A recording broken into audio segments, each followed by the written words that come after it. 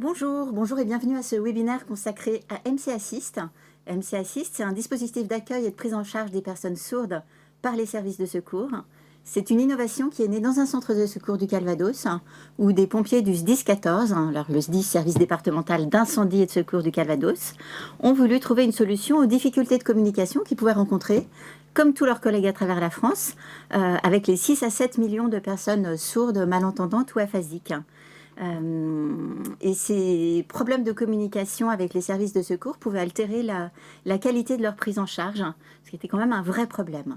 Cette initiative locale est devenue un projet national qui est porté aujourd'hui et déployé par la Direction générale de la sécurité civile et de la gestion de crise, la DGS-CGC, c'est-à-dire l'administration centrale au ministère de l'Intérieur qui pilote les différents services de secours. Alors MST a également été en 2022 l'un des 4 lauréats de l'appel à projets lancé chaque année par le fonds MMT, qui est dédié à l'innovation et à la transformation de l'action publique locale. Et à ce titre, le SDIS 14 a bénéficié de l'accompagnement de l'agence Vraiment, dont la vocation est d'aider, entre les guillemets, je le cite, à réparer les services d'intérêt général. Voilà, je crois avoir cité à peu près tous les intervenants de cette table ronde. Je vais maintenant vous les présenter de façon plus circonstanciée, en commençant bien entendu par ceux sans qui rien de tout cela ne serait arrivé, les pompiers du SDIS 14, qui sont avec nous en direct de Caen. Bonjour. Bonjour. À droite, professionnel au SDIS 14, et à gauche, Frédéric Gilles, vous êtes commandant des sapeurs-pompiers au SDIS 14. Bonjour. Alors, votre innovation est désormais déployée par la Direction générale de la sécurité civile et de la gestion des crises, qui est représentée ici par Mathias Legris. Vous êtes en charge de la conception, de l'évaluation, de l'innovation et de la formation à la DGS-CGC. C'est ça. Bonjour. Bonjour. Et puis MC Assist a été distingué, comme je disais tout à l'heure, par le fonds MNT, qui a été créé en 2020 par la Mutuelle nationale territoriale. Et Damien Guiguet, vous êtes le président du fonds MNT. Vous expliquerez la philosophie et ses modalités d'intervention. Volontiers, bonjour. Bonjour. Et puis, dans le cadre de l'appel à projet du fonds MNT, cet accompagnement est assuré par l'agence Vraiment. Romain Baucher, vous êtes le cofondateur de cette agence et vous partagerez avec nous votre vision de l'innovation au service de l'intérêt public. Avec plaisir, bonjour. Bonjour. Eh bien, on va commencer avec vous, Damien Guiguet. Quelle est la vocation du fonds MNT? Pourquoi la Mutuelle nationale territoriale a décidé de soutenir et d'accompagner l'innovation? Je dirais que ça fait presque partie de ces idées qui lorsque l'on les a, apparaissent comme une évidence. Lorsque vous êtes en contact avec les collectivités locales, je prendrai l'exemple le plus simple qui est celui des mairies, vous voyez qu'il y a une infinité de métiers qui se trouvent là. Vous avez à la fois une entreprise de travaux publics, un paysagiste, des éducateurs, des sportifs, des policiers, etc. Et tout naturellement, ces personnes sont au contact des réalités de ce que vivent nos concitoyens, au contact le plus proche. Et parallèlement, ces institutions, je dirais depuis la décentralisation, donc depuis les années 80, mais je pourrais prendre même avant, ont été confrontées à une série d'évolutions législatives, réglementaires, de réformes, parfois réformées elles-mêmes avant même d'être appliquées. Tout cela dans un contexte d'évolution sociologiques qui sont extrêmement importantes. Nous ne vivons absolument plus aujourd'hui comme nous vivions dans les années 80, 90 ou même 2000. Et à partir de là, je dirais que les collectivités locales sont un lieu très naturel d'innovation. Et nous, en tant que mutuelle dédiée aux collectivités locales, avec cet idéal de solidarité qui va au-delà de notre objet social, nous nous sommes dit comment aider des idées qui émergent sur le terrain à se transformer en une véritable politique publique. Et donc le principe du fonds MNT, il est très simple. Chaque année, nous lançons un appel à projet. Nous venons d'avoir le 7e appel à projet de notre histoire. Le 8e, ça sera cet été, donc je lance l'appel à tous ceux qui sont intéressés. Puis nous sélectionnons 4 lauréats, taille de collectivité très diverses. Ça peut aller du village de 500 habitants au département, en passant par la métropole, et nous sommes même intervenus pour la ville de Paris. Et ensuite, c'est l'agence vraiment qui intervient et qui va prendre en main le projet lauréat, accompagner ses initiateurs et le transformer par des expérimentations, par des visites sur le terrain, en une politique publique applicable et qui va concrètement être proposée aux usagers. Eh bien justement, l'un des lauréats 2022 du fonds MNT, c'était le SDIS 14. Comment vous avez eu l'idée de créer MC Assist, puisqu'un dispositif pour les sourds et malentendants existait déjà au niveau du ministère? Qu'est-ce qui fait qu'il y avait un problème et que vous avez eu envie de le résoudre? Effectivement, en fait, ce qui existe, c'est le numéro d'urgence 114 qui permet aux personnes sourdes et malentendantes depuis 2011 d'appeler les secours en autonomie et depuis 2019 en langue des signes et en conversation complète dans leur langue propre.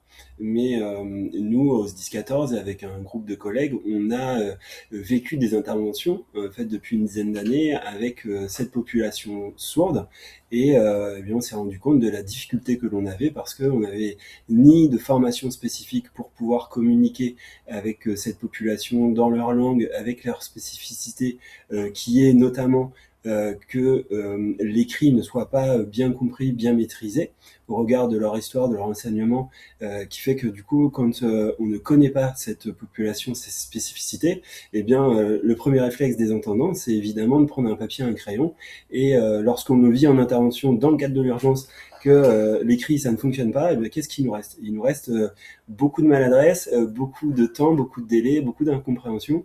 Et après avoir vécu ces situations très frustrantes, autant pour nous que pour elles, eh bien, on a commencé à réfléchir et surtout à creuser et à comprendre quelle était la situation et surtout quelles étaient les solutions.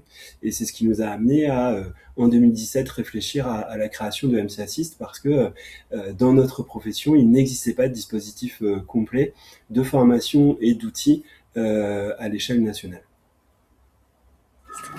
MC Assist, c'est le chaînon manquant entre le 114 et les centres de secours. Comment ça fonctionne concrètement? Effectivement, c'est le chaînon manquant qui permet d'éviter la rupture d'accessibilité. La victime sourde, elle va communiquer avec un agent sourd au 114 sa problématique, son urgence, et l'agent sourd, il va passer le relais au 1812 du territoire et les pompiers sont engagés. Et MC Assist, ça permet de sensibiliser, former les équipes de secours, que ce soit les sapeurs-pompiers et maintenant aussi les associations de secouristes pour les dispositifs prévisionnels de secours lors des événements avec tout public. Et ça permet en 2 heures de sensibiliser tous les secouristes à ce public, à leur spécificité et à apprendre quelques signes de base parce que c'est ce qu'on s'était rendu compte dans nos interventions qu'on était plusieurs à s'être formés à la langue des signes avec quelques bases et en fait avec une vingtaine de signes de base, ça permettait déjà d'avoir une communication bien plus adaptée et chacun pouvait faire un effort auprès de l'autre alors qu'aujourd'hui eh bien, c'est la population sourde qui fait le maximum d'efforts pour qu'on puisse l'aider. Finalement, on la met dans une position où elle aide les secours pour pouvoir avoir de l'aide elle-même, ce qui est quand même une philosophie qui ne correspond pas à la sécurité civile. Et donc, du coup, on a créé aussi l'application qui permet d'avoir 150 vidéos en langue des signes pour faire un bilan complet. On va peut-être voir comment fonctionne la vidéo. Enfin, comment fonctionne l'appli avec une vidéo que vous allez nous commenter. Exactement.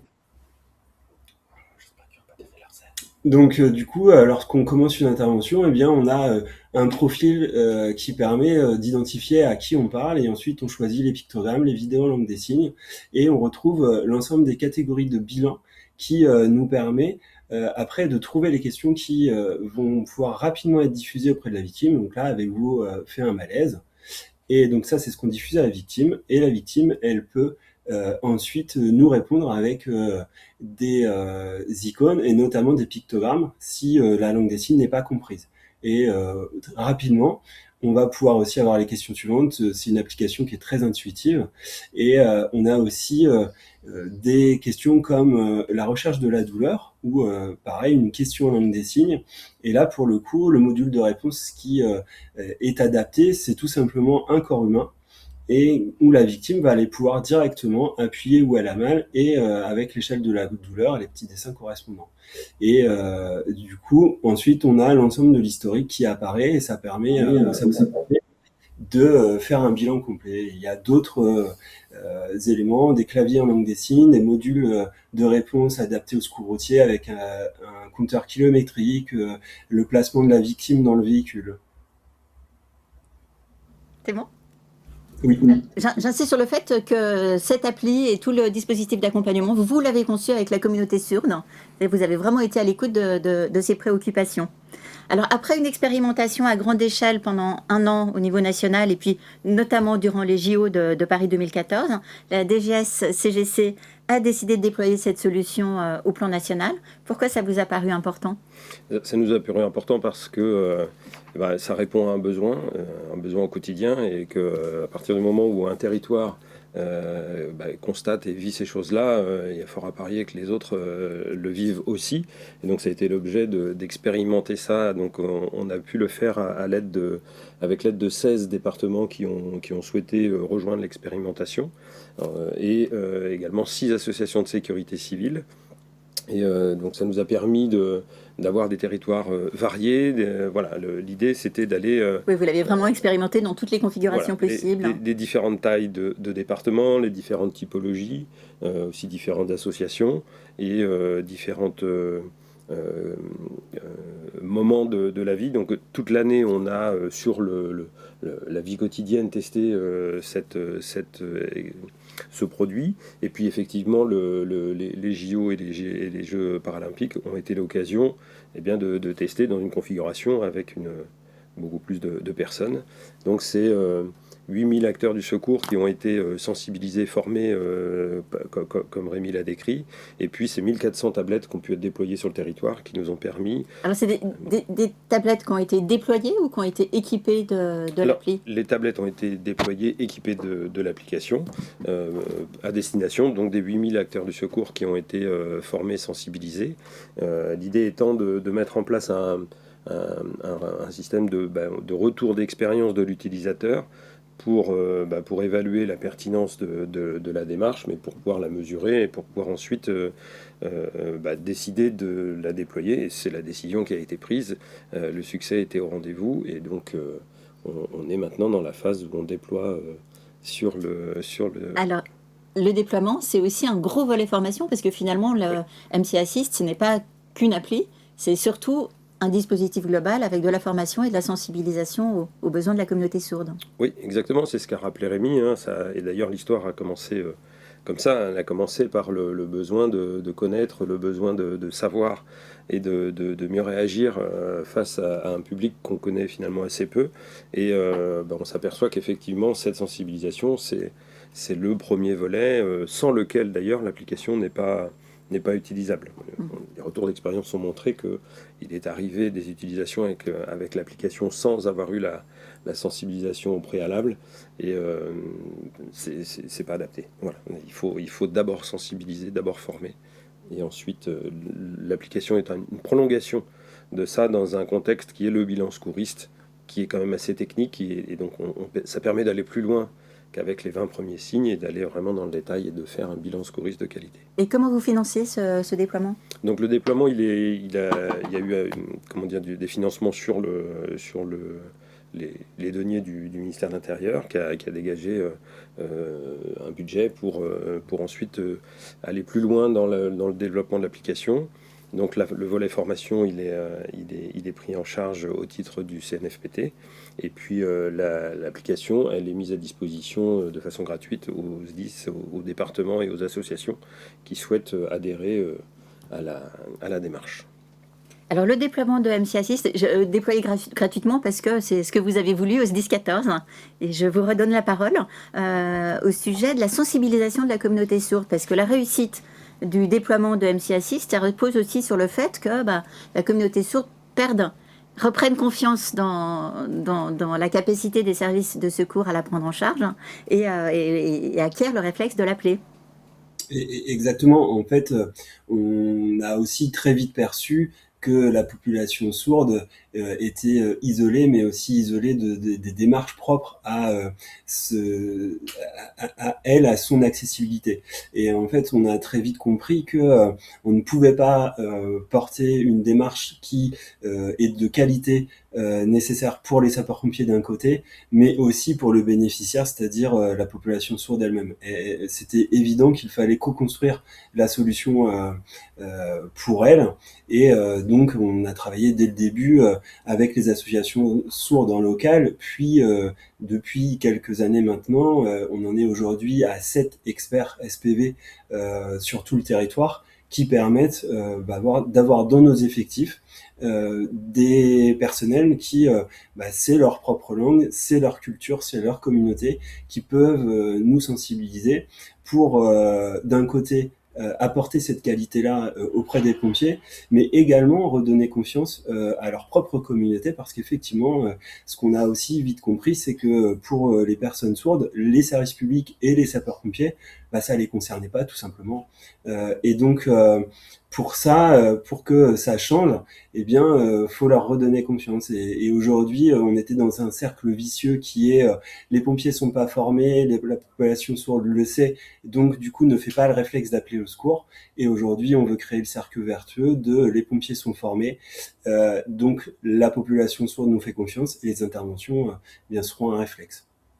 Petite question, très terre à terre. Quelle est la durée moyenne d'une intervention avec MC Assist? Est-ce que c'est à peu près la durée classique d'une intervention ou est-ce que ça prend un peu plus de temps? Et puis, est-ce qu'il y a un transfert d'informations automatique avec le 114 ou est-ce que la transmission d'informations se fait humainement, de collègue à collègue? Alors pour les questions de délai, en fait, on ne peut pas comparer une intervention avec le dispositif MC Assist pour une personne sourde avec une intervention pour un entendant. Par contre, ce qu'on peut dire, pour l'avoir vécu et expérimenté, c'est qu'avec la sensibilisation des personnels et avec un outil embarqué, on sera beaucoup plus pertinent et qualitatif, peut-être dans les mêmes délais qu'avec une personne sourde sans le dispositif, sans la sensibilisation. Par contre, au bout du compte et à la fin, la finalité de cette intervention, les secours rendus seront d'autant plus qualitatifs pour la personne elle-même, alors qu'aujourd'hui, on passe beaucoup de temps pour qu'au final, lui apporter un secours de moyenne qualité, voire juste un transport à l'hôpital pour redonner la problématique à des services hospitaliers. Alors qu'aujourd'hui, avec la sensibilisation des personnels et un bilan plus complet avec des vidéos en langue des signes et des questions en langue des signes, on permet d'éviter la rupture d'accessibilité avec le 114, mais aussi d'apporter des solutions auprès des services préhospitaliers. Et je repose la question sur la liaison avec vos collègues du 114. Alors, pour le 114, aujourd'hui, le 114, c'est exactement la même chose pour le 1812, c'est que le partage des informations, il est humain, d'opérateur à opérateur, il n'y a pas d'interopérabilité entre les applicatifs 114 et 1812. Le capitaine Legrip pourra compléter ensuite la réponse, mais c'est effectivement des objectifs d'avenir qu'il y ait ces échanges d'informations pour éviter la perte de charge d'informations et garantir la qualité de secours. Alors, au-delà de l'interopérabilité, Mathias Legris, est-ce que le déploiement de MC Assist peut aller au-delà de la sécurité civile et des secours et aller vers la santé, la police? C'est le but, en effet, c'est de pouvoir partager une expérience de bientôt 9 ans, de partager un produit, de partager tout ce qui a pu être fait, de mettre à disposition pour les autres forces. Et effectivement, des contacts sont déjà pris avec notamment le ministère de la Santé, parce qu'il y a plusieurs, notamment en milieu hospitalier, alors à commencer par évidemment les services d'urgence, qui seront le prolongement de cette chaîne des secours qui commence par le CNR 114 et qui est pris sur le terrain alors par les sapeurs-pompiers, les secouristes. Il y a le volet SMUR qui devra être aussi... Justement, c'était une question d'une dénommée Marianne. Voilà, donc pour l'instant en tout cas, toute la partie bilan elle est applicable, mais l'idée c'est d'aller, tout comme le travail qui a été fait pour cibler le bilan secouriste, le travail est à faire pour cibler cette fois-ci le diagnostic médical, mais qui passe par d'autres questions et d'autres technicités qui appartiennent au monde de la santé.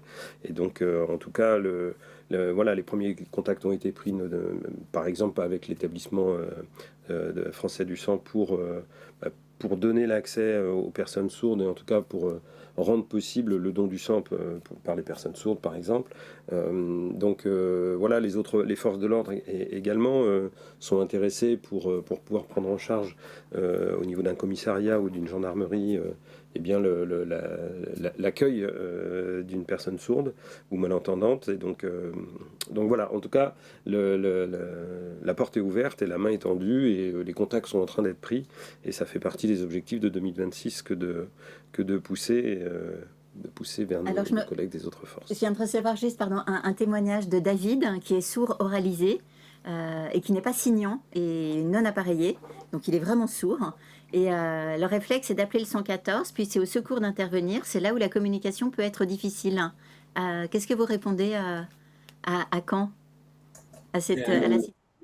Du coup, c'est des situations qu'on a vécues et effectivement, dans la population sourde, dans le public malentendant, il y a toutes des réalités complètement différentes. On parle des personnes signantes qui utilisent la langue des signes française, mais effectivement, il y en a d'autres qui ne le connaissent pas. Et c'est aussi pour ça que on sensibilise à nos collègues et on a apporté un outil avec de l'image, des pictogrammes, pour permettre de la communication avec le support à l'image. Je disais tout à l'heure, on sait qu'il y a des difficultés à l'écrit. Cependant, on sait aussi que dans le public malentendant, l'accès à l'écrit est peut-être moins compliqué, mais c'est aussi ça, tout l'intérêt de la sensibilisation, et d'éviter d'apporter juste un applicatif numérique qui pourrait, où on pourrait se dire ça va régler tous les problèmes. C'est évidemment pas le cas. Dans l'expérimentation, on a la moitié des interventions ont été faites sans l'application. Et vraiment qu'avec la sensibilisation, nos collègues, on les a appris à s'adapter à chaque personne, à chaque profil et à chaque besoin de communication. Et donc, aujourd'hui, effectivement, on s'adaptera au support à l'image, notamment avec le public malentendant et qui ne signe pas. Précisément parce que vous avez conçu ce service avec la communauté sourde que vous avez envisagé à peu près toutes ces solutions. Et ça rejoint la question que je voulais vous poser, Mathias Legris. MConnect, c'est un bel exemple d'innovation qui est née sur le terrain. En quoi elle vous paraît exemplaire aujourd'hui ? Ça dénote de notre capacité à faire émerger des idées qui sont dans les territoires. C'est 100 départements, c'est 100 puits d'idées qui sont adaptées au terrain. Après, l'idée, c'est de dire, mais est-ce que cette idée qui est adaptée à ce territoire, on la retrouve ailleurs ? Est-ce que cette problématique, on la retrouve ailleurs ? Très souvent, la réponse est oui, peut-être pas partout, mais en tout cas en plusieurs endroits de notre territoire. Et donc, c'est en ça que c'était... un département a une souplesse, une capacité d'innover qui est bien souvent plus grande qu'un organe national. Et donc ça, c'est vraiment pour nous une source de... et c'est le message que vous faites passer aussi aux autres services de secours. C'est pas la peine de réinventer la roue. Le service, il existe. Il fonctionne bien. Voilà. Donc ce qu'on arrive à faire d'un département au territoire national, on est aussi capable, je pense, de le faire d'une force à l'autre. On retourne à Caen. Il s'est quand même écoulé 9 ans entre l'idée de MC Assist et puis son déploiement à grande échelle. Qu'est-ce qui s'est passé entre-temps ? Bon, j'imagine que vous avez éteint quelques feux, mais pas seulement. Effectivement, 9 ans, ça peut paraître long, mais il faut reprendre au point de départ. C'est-à-dire que, comme on l'a plus ou moins évoqué à travers les différents échanges, la population sourde et malentendante est une population relativement invisible en France. Et donc, nous, à partir du moment où Rémi a été confronté à cette difficulté sur intervention, il a fallu convaincre. Et généralement, nos institutions, pour voir le bien fondé d'une innovation, ils se disent « oui, mais ça représente combien d'interventions ? Quelles sont les statistiques ?»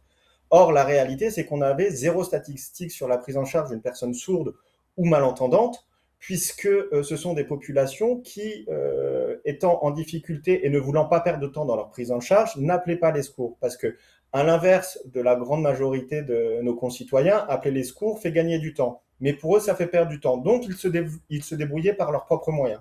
Donc, sans statistiques, sans données chiffrées, convaincre nos institutions, ça a été assez complexe. Et donc, on a saisi l'occasion de candidater au prix du fonds MNT pour pouvoir être soutenu. Et avec l'argumentaire mis en place par vraiment qui nous a accompagnés, on a pu convaincre à l'échelon local, mais aussi à l'échelon national. Et tout ça, malgré tout, ça prend un petit peu de temps parce que ça fait changer un peu des idées reçues. Puis il y a aussi malheureusement une réalité que je me dois de pointer, mais généralement dans nos structures, si l'idée ne vient pas des chefs, elle n'est pas spécialement pertinente. Et or, là, en l'état, l'idée, elle vient du terrain, elle vient de la caserne, elle répond à un besoin opérationnel. Et donc, il a fallu changer un petit peu tout ce paradigme et faire comprendre que, au final, ceux qui étaient le plus à même de répondre à leurs problématiques du quotidien, c'était les utilisateurs.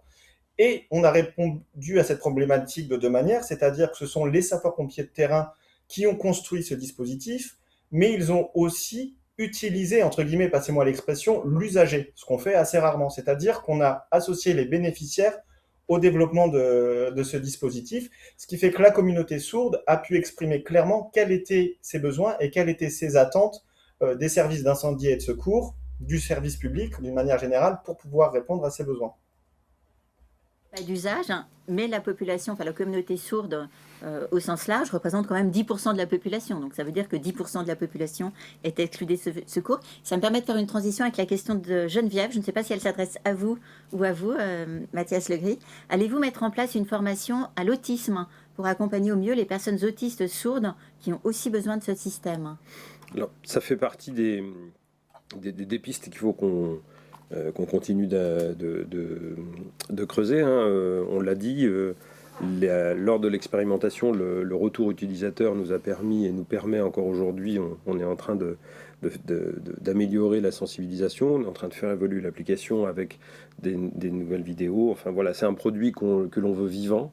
Et en effet, en tout cas, on peut passer par ce biais pour enrichir la sensibilisation à des publics et à parler d'accessibilité de façon un peu plus large. En tout cas, on a la base, on a le tissu pour pouvoir ensuite continuer de construire et continuer d'inclure en amenant des briques, et l'accessibilité pour les personnes autistes peut en faire partie, oui. Alors, je reviens au déroulé du conducteur. Vous étiez en train de nous dire que vous avez mis 9 ans à faire reconnaître votre innovation, mais il y a quand même eu le petit coup d'accélérateur avec l'appel à projet du fonds MNT en 2022. En quoi cette opération, ça correspond précisément à la philosophie du fonds et puis aux valeurs de la Mutuelle nationale territoriale? Damien Guiguet. Je crois que ce projet est tout à fait emblématique pour nous parce que il porte des valeurs qui vont au-delà de celles de la mutuelle. Il porte de quelque sorte les valeurs fondamentales de l'État qui est le nôtre.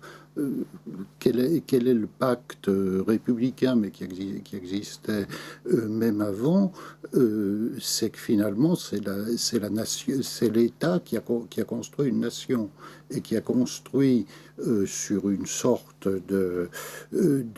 d'engagement vis-à-vis de la population qui est de protéger les habitants dans tous les domaines de la vie. Et donc pour nous territoriaux, que nous soyons pompiers, que nous soyons territoriaux communaux ou que nous soyons bien entendu agents de l'État, il est insupportable de penser que 10% de la population n'aurait pas accès à un service aussi fondamental que le service de secours, et c'est d'autant plus insupportable lorsqu'il s'agit d'une partie de la population qui est particulièrement vulnérable. J'ajouterais au-delà de ce qui correspond aussi à nos objectifs, c'est que ce faisant, nous améliorons la prise en charge du âgé vulnérable, mais nous améliorons aussi les conditions d'intervention de ceux qui sont sur le terrain, donc les conditions de travail des sapeurs-pompiers. Parce que lorsque l'on est dans une intervention, dans une situation à risque, si l'on n'arrive pas à communiquer avec la personne qui est victime, non seulement la personne qui est victime est en danger, mais on est soi-même en danger.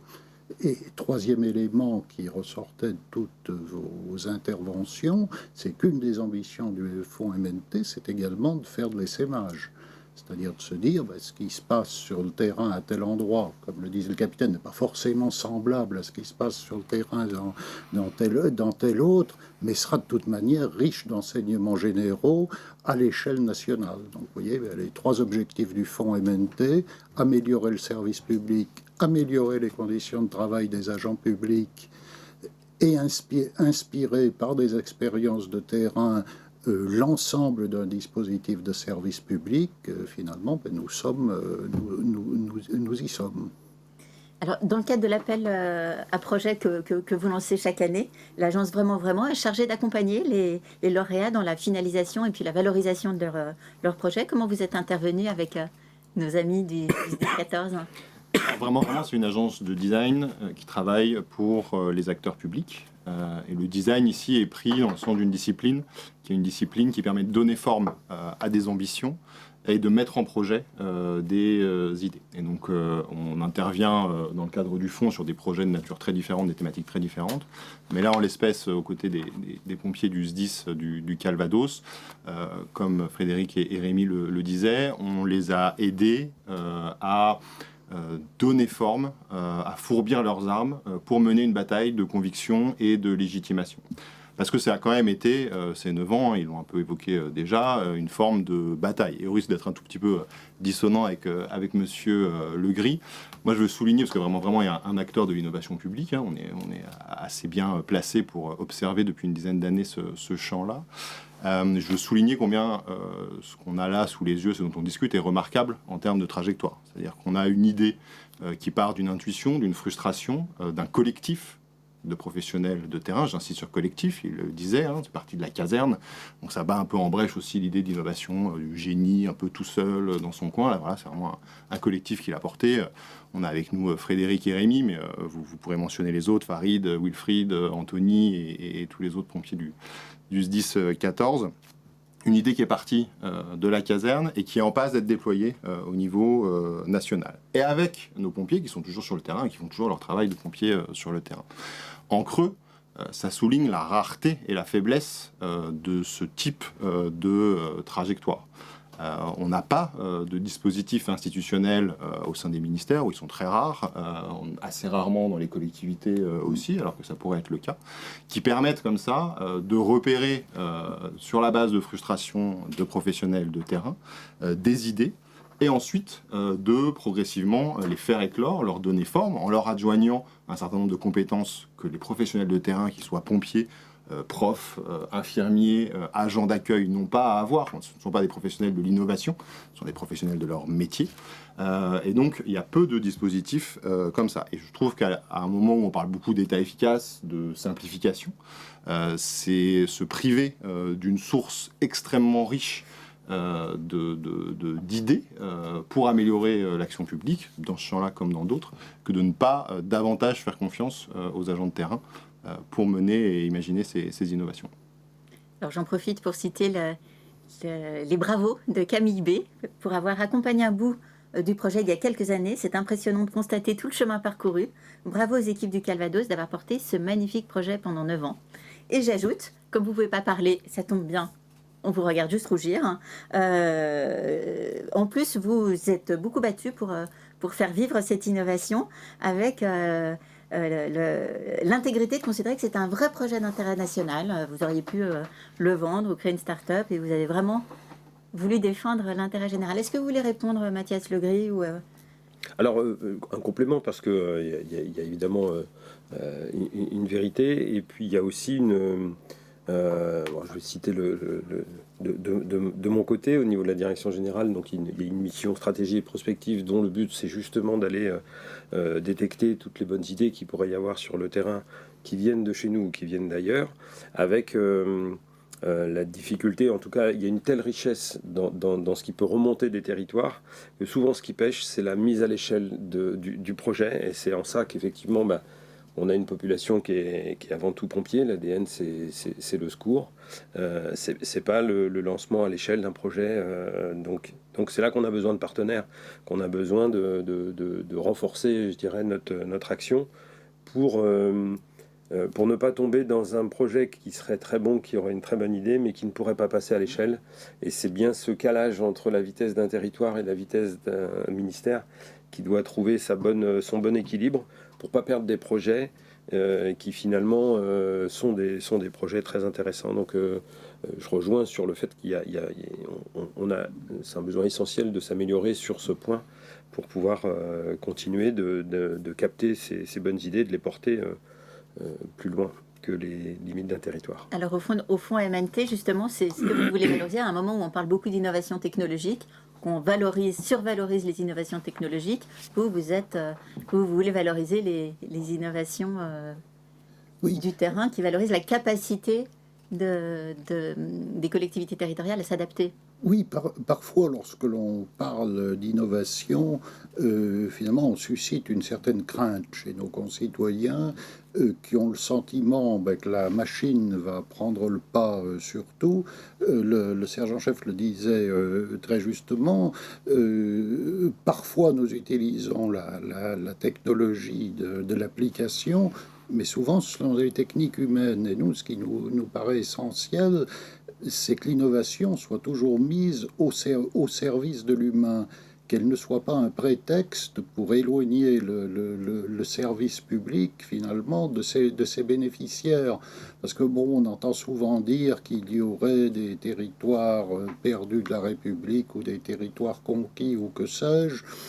Moi, je crois qu'il y a surtout parfois des territoires abandonnés avec notre volonté de territoriaux, alors que nous nous appelions pompiers, que nous nous appelions d'autres filières de la territoriale, eh bien, c'est de n'abandonner aucun territoire et de n'abandonner aucun de nos concitoyens. Parce que lorsque la République, lorsque le service public ou l'État au sens large, et j'englobe dans cette notion de l'État également les collectivités territoriales, abandonnent un territoire, eh bien, d'autres qui ont des desseins infiniment moins nobles s'en emparent aussitôt. Finalement, il y a une formule de l'écrivain George Orwell que je cite souvent pour illustrer un petit peu ce que nous voulons faire. Et Orwell disait à peu près, la citation exacte en tête, mais c'était à peu près ceci, il disait: lorsque je considère un progrès, la première question que je me pose, c'est de savoir si elle me rend le plus humain. Et j'ajouterais que si nous n'avons pas cette démarche, nous rentrerions dans l'idée de ce qui est, semble-t-il, un des romans finalement les plus noirs de la littérature du 19e siècle, c'est le mythe de Frankenstein. C'est quand la créature prend le pas sur son créateur et se met en tête de vouloir détruire son créateur. Pour nous, l'innovation, la machine, la technologie, nous y sommes favorables, c'est très bien. Le progrès technologique, c'est formidable pour nous tous. Nous vivons infiniment mieux, plus vieux, en meilleure santé que nos ancêtres, mais il faut toujours que l'humain garde la main sur ses créations. Alors effectivement, l'innovation, c'est pas mettre du digital partout, comme on a trop tendance à le penser, mais c'est améliorer la vie des agents puis des usagers du service public. C'est aussi la vision de l'innovation que vous défendez chez Vraiment Vraiment. Ah oui, tout à fait. Alors là, on s'inscrit dans l'innovation sociale, donc effectivement en intégrant et en n'étant absolument pas étranger aux innovations technologiques, au numérique notamment, mais en considérant qu'il y a quasiment systématiquement des manières de faire à la fois plus frugales, plus astucieuses, plus valorisantes aussi, et on a un sujet d'attractivité des différents métiers dont on parle, que ce soit dans la territoriale ou ailleurs. Enfin, je ne sais pas si chez les pompiers spécifiquement il y a un sujet d'attractivité, mais globalement, valoriser l'expertise, ce qu'on appelle l'expertise d'usage des agents de terrain, pour imaginer de nouvelles politiques publiques ou pour réparer les politiques publiques qui existent, c'est vraiment au cœur du travail de Vraiment Vraiment. C'est clair. On arrive au terme de cette table ronde. N'hésitez pas, si vous avez des questions, nous les prendrons avec plaisir. Avant de vous laisser la parole, j'aimerais savoir, Rémi Touzet, quel effet ça vous fait quand vous recevez un appel d'une personne sourde? Est-ce que ça vous donne une satisfaction particulière que le projet que vous avez bidouillé entre collègues dans votre caserne devienne un dispositif national? Je dis ça parce que c'est une façon d'encourager aussi toutes les personnes qui ont des idées, de montrer que ça donne beaucoup de satisfaction, j'imagine. Oui, satisfaction. de pouvoir finalement réaliser l'objectif qu'on s'était fixé, c'est-à-dire d'avoir un impact et un changement. En fait, on s'est dit que nous, le jour où on arrêterait, où on penserait avoir le sentiment du devoir accompli, c'est le jour où réellement les personnes sourdes refont confiance au service public, au secours et appellent. Et puis on espère maintenant que tous les SDIS, toutes les associations de secouristes s'y engagent pour que lorsqu'elles vont appeler les secours, eh bien qu'elles ne soient pas déçues et qu'en face, elles retrouvent des sapeurs-pompiers, des secouristes sensibilisés et qui peuvent leur porter secours d'une meilleure qualité que jusqu'alors. Donc c'est la satisfaction de la reprise aussi de la DGSCGC et qu'on remercie d'y avoir cru et aussi maintenant de mettre tout en place pour le déployer au niveau national. Et évidemment, on encourage tous les autres collègues qui vivent des difficultés sur d'autres sujets à porter aussi les projets, même si effectivement ça peut prendre du temps, il faut être patient et persévérant, mais ça en vaut le coup parce que c'est aussi notre vision à nous en tant que fonctionnaires et porteurs du service public que de porter secours à tout le monde et de la meilleure qualité possible, peu importe les besoins de communication, peu importe les personnes. On doit porter secours à tout le monde de la meilleure qualité possible. Allez-y. Si je peux me permettre aussi, au-delà de la satisfaction de voir que des personnes peuvent maintenant bénéficier du service public, il y a aussi revenir un peu sur l'essence même du projet. C'est-à-dire que avec MC Assist, on a permis à des personnes sourdes de porter l'uniforme de sapeur-pompier avec le statut de sapeur-pompier volontaire expert. Et je vais prendre l'exemple de Farid, qui est en arrière-plan chez vous sur le plateau, qui était sapeur-pompier volontaire expert dans le Calvados et qui, pour des raisons personnelles, est descendu un petit peu plus au soleil à Toulouse.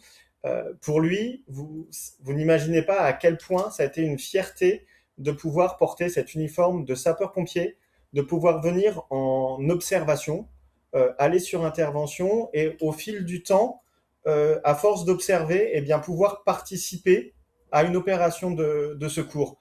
Et à travers ce projet, ce n'est pas simplement une réponse à un besoin de la population, c'est qu'on a permis aussi à notre service public d'accueillir des personnes avec un handicap. Alors certes, notre réglementation nationale ne leur permet pas d'être sapeurs-pompiers lambda, c'est-à-dire aller au feu, être équipiers à part entière, mais néanmoins, ils ont pu mettre un pied dans l'institution.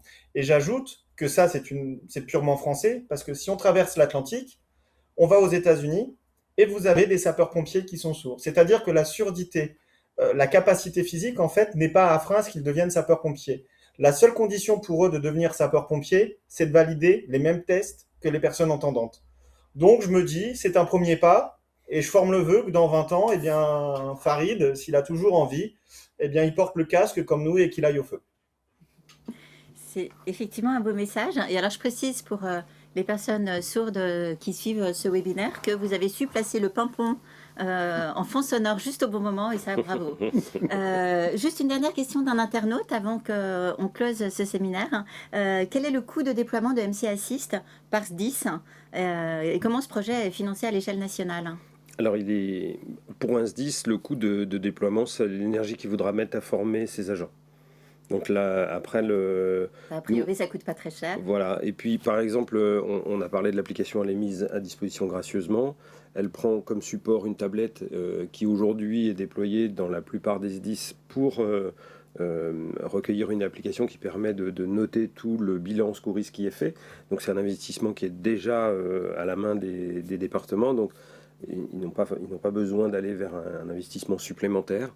Donc ce qui est à mettre en place au niveau local, c'est l'énergie, la volonté pour former et le temps à passer pour former les agents de son département. Très bien, mais écoutez, ce webinaire est maintenant terminé. Il sera accessible en replay sur le site de la Gazette des communes dans les heures qui viennent. Je vous remercie tous les 5, à Caen et vous à Paris autour de ce plateau. Je vous remercie de votre attention, vous qui nous avez regardés. Je vous souhaite une très bonne journée. Merci.